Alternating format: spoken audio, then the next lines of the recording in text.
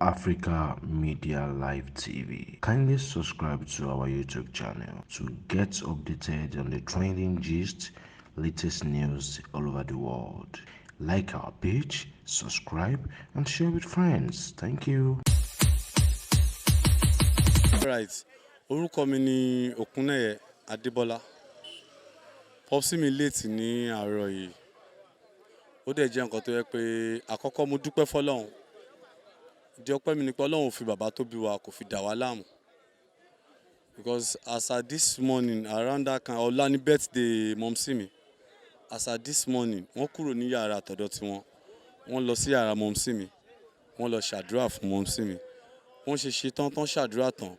Wọ́n padà sí yàrá wọn kò tó 10 minutes ni mọ̀mísí mi pè mí dádì ẹ̀ àdìẹ́ ìgbà tá a máa débẹ̀ ọlọ́jọ́ dé Ọlọ́run pè wọ́n sọ́dọ̀ alihamdulilayi Ọlọ́run fi bàbá yẹn dà wá láàmú bí popsi mi dẹ̀ ṣe wà wọ́n jẹ́ nǹkan tó yẹ pé wàláì tàláì sùmọ́bìláì mo kọ́ ẹ̀kọ́ gan látara wọn mo kọ́ ẹ̀kọ́ gidi gan látara bàbá tó bí mi lọ́mọ torí bàbá téèyàn fi ń tọrọ ni wọ́n máa ń ṣe wáàsí fún wa lọ́pọ̀lọpọ̀ pé gbogbo àká máa ń rántí ọmọ ẹni tí a bá ń ṣe ká má wàgò aláàgò sáré bàbá dẹ̀ jẹ́ nǹkan tó yẹ pé wọ́n jẹ́ lẹ́sìn wọ́n fẹ̀sìn kọ́ wa nínú gbogbo ọmọ tí bàbá dẹ̀ bí pátápátá àwa 11 kò sí èyí tí bàbá ò rán school kò sí èyí tí bàbá ò ṣe normal thing tó yẹ kó bí ṣe lórí ọmọ fún but mo bí Ọlọ́run nínú oore ọ̀fẹ́ àánú ẹ̀ kó wá lánàbí Muhammad kó wọlá àlùbáríkà tó wà nínú ayé yìí kó wọlá sàbí ànábì kó wọlá sàfà kó wọlá márùwà kó wọlá mẹ́kà kó wọlá mẹ̀dínà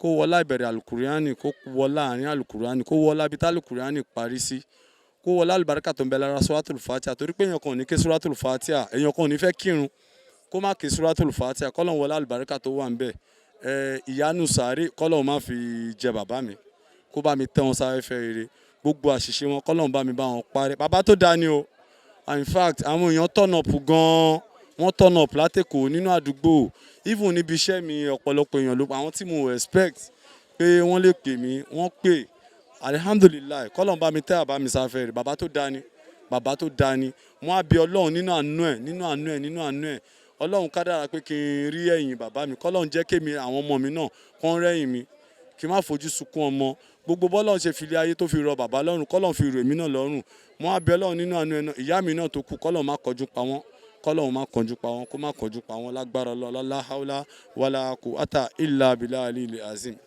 Africa Media Live TV. Kindly subscribe to our YouTube channel to get updated on the trending gist, latest news all over the world.